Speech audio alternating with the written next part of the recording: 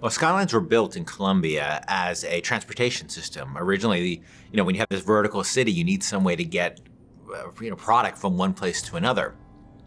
But what started happening along the way is, first this was kids, because it's always kids, right? Started figuring out a way to get these skyhooks that they could connect to the lines and sort of get from one place to the city and do these acrobatic feats on them.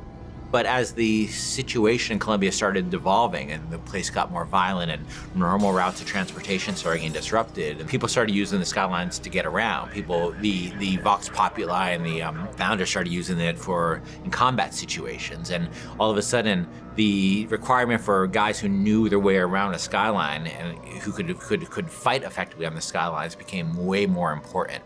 And by the time Booker gets to Colombia, the Skylines have a broad range of usage, and you'll see in the demo, cargo being moved around on those things. That creates even a more hazardous situation. But there's also people using it for all kinds of purposes, including and especially combat.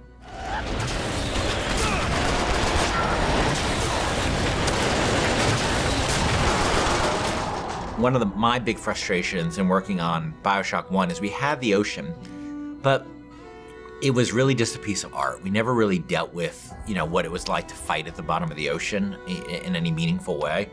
And in Infinite, we wanted you to be in the sky. We wanted the visuals, obviously, of that, which I think are really great. But we also wanted vertical combat.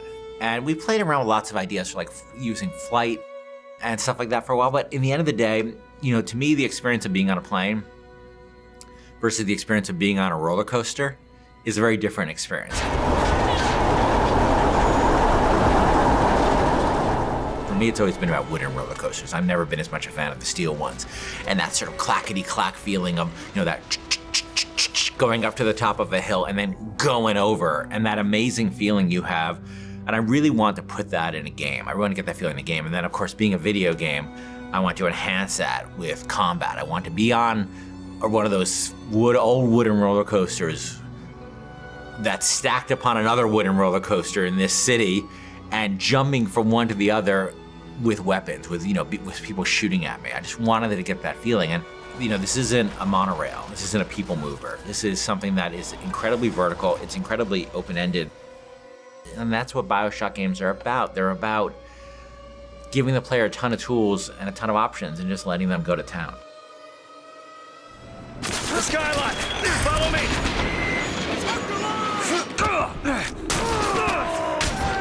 To tell you the truth, it took a long time to get it right, but I think we're really at the stage now where it feels just great. And it looks awesome and it feels awesome. And it's one of our biggest challenges on Infinite, and I think we're really getting there.